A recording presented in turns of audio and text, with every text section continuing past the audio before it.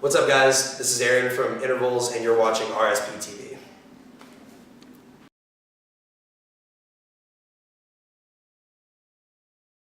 So, Gothenburg for the first time? Yeah. How does it feel?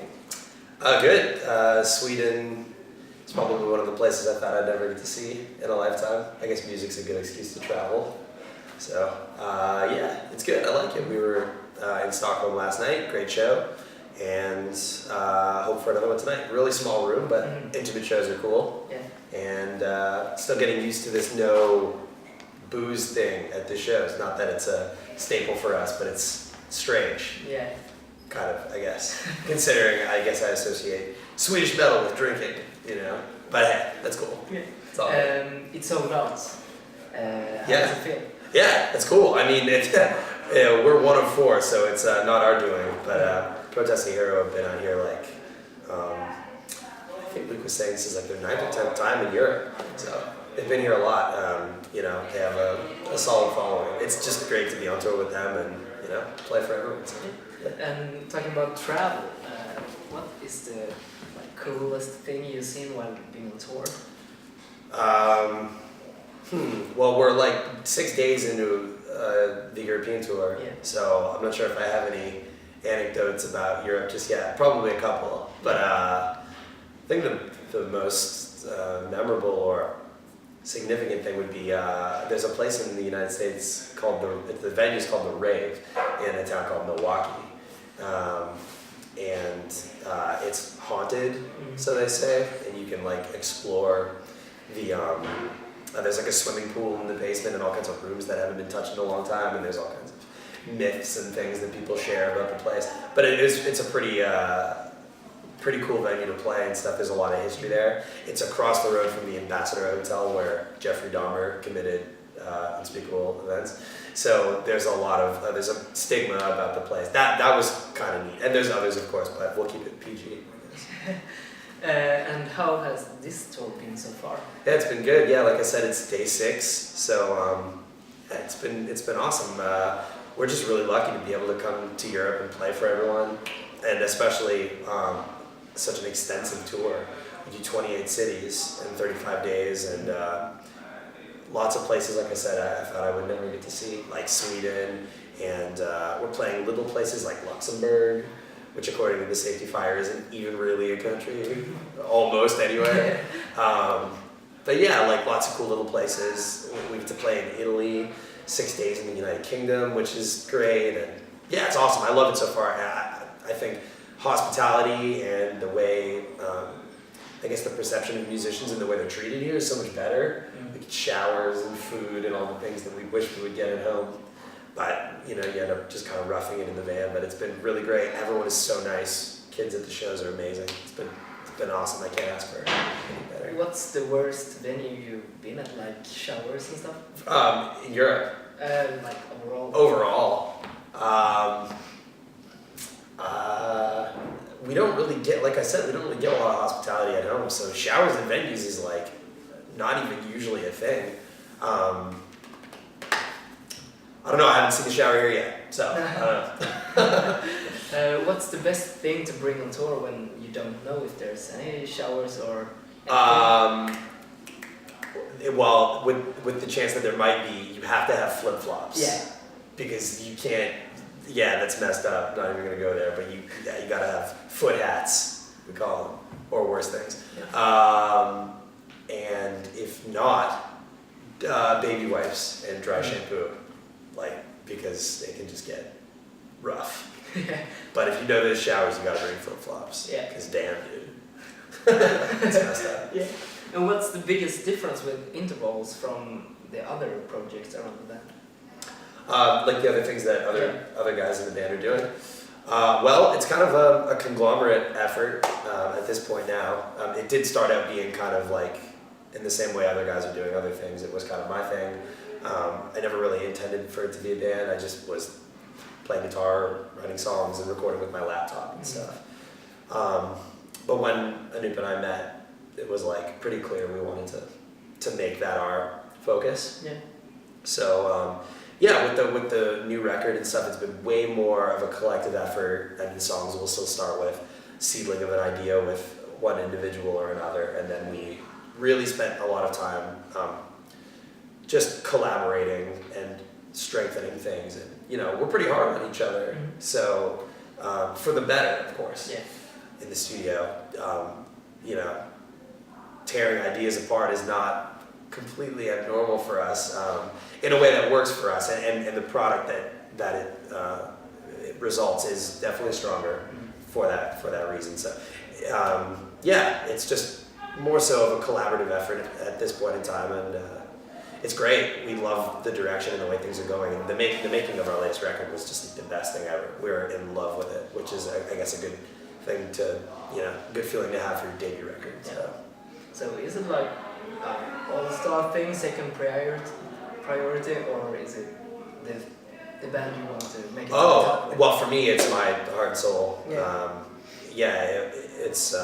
It was initially my outlet, and it's amazing to see it come to fruition in the way that it has. I couldn't be more thankful to be playing music with the guys that I am, and the opportunities we've been experiencing and stuff like that.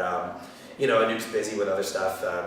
He plays drums for Sky Harbor. Also, he does his own thing, which is more of a studio project, of course. And he was touring with Jeff Loomis, and all of these things are beneficial for everybody involved, and he's a busy guy. I feel like drummers can wear different hats. If I wasn't playing guitar in a band, I would be pursuing drums myself. I adore drums, and I think if I was doing that, I would also want to be kind of the jack of all trades as well. So I love it. I think it's great. It's very healthy.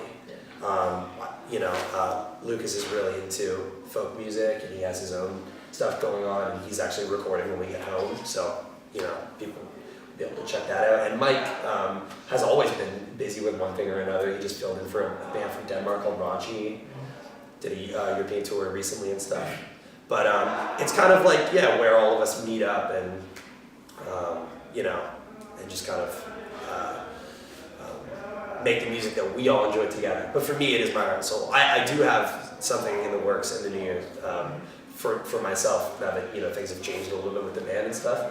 I still got to be the nerdy guitar player because I love it. But it's my focus, and for everyone else, it appears to be as well. I mean, we're really busy, and everyone loves it. It's the one thing consistently on all of our agendas that's like, we're moving forward with that. So. What can you tell about the new things for you, and what have changed with the band for this year? Well, I mean, I guess anyone who's been paying attention knows that the band now has a singer.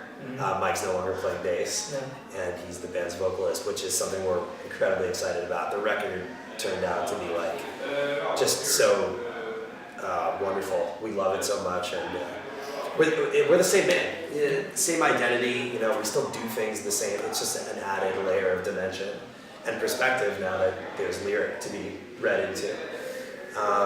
But for myself, I still love instrumental music. So I guess it was like a moral debate with myself. It was like, if I was to continue making aggressive instrumental music, that it would sound like intervals, because that's what it was in the beginning. It'll be,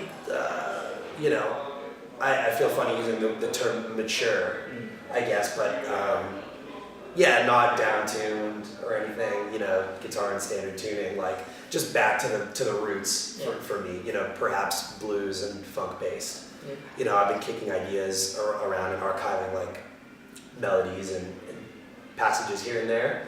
And when I have some time to finally like dig in, I'll put it together in the new year, but I'm very excited about it, and I'm going to get some killer players to do it with me, so it's going to be awesome. What made you start doing with a vocalist? Well, for any of the diehards, or anyone who's been around since the beginning, will know that if you downloaded our first EP, in the download note that accompanies the zip file when you get it on Bandcamp or wherever, after the thank yous, there was a section saying, we weren't looking for a vocalist, but we were curious to hear, your voice over our music. We never ruled it out. And when you don't find the right guy, I think too many bands, it's to their detriment to just sit around and do nothing with their time, because they're waiting for that guy to come. That's not ever really been my philosophy. I just love music. whether it has vocals or it doesn't, I don't really care. No. I just like the music part. So it was like, let's just move forward. So after some deliberation, it was like, okay, well, I'm just gonna play more guitar and do my best to emulate my favorite vocalists or melodies that I think are, you know, like have an effect on me. Like if I, you know, really believe in it, or I, you know, the hair on the back of your neck stands up and you get goosebumps or whatever, like it doesn't need words to convey that. I think if I'm feeling it, hopefully others are too. So we never ruled it out. We were at the NAMM show in Anaheim, California last year. A friend of ours, Alex Rudinger, drummer for Faceless, was like, you gotta get Mike, man, you know, like we've known Mike for a while and he's a great guy and stuff. And at the time, our bass player was leaving, we had tours coming up. Mike was like, let me jump in on bass. Yeah. I was like, damn, that's crazy. Okay, so we did that, and after touring and realizing chemistry's there, it was such a great way to feel it out and make a confident decision. I mean, we know he's a talented vocalist, so can we live together in a van, can we tour? And yeah, it was a resounding yes. So we took the, you know, so we finished a tour with Misery Signals in July, came off the road and spent the last 5-6 months of our lives just making the transition. But again, like I said, the band's identity hasn't changed. We just added to the sound. So yeah, we're in love with it. It's great. And what was the most important thing to make instrumental music like interesting? I think a lot of instrumental music is interesting. Yeah. I feel like that can be the part though where proficient musicians are drawn in, and the average listener or people who just listen to top 40 or even, you know, other bands perhaps in the genre that are more vocal oriented, where maybe they are turned off a little, or their attention is like, you know, it sounds crazy, but there's nothing there for me. So I really wanted to do my best to emulate vocalists. I think that like pop song structure works for a reason. Catchy melody, solid chorus, repeating moments that, you know, that are inclusive to the listener. So that was the goal. Like, I love what Tosin's doing with Animals as Leaders. I love what Paul's doing with Jim Spanner, you know, all that type of stuff. I think it's great. I love virtuoso guitar playing. But sometimes I don't always leave the show or turn the record off, like, remembering particular moments.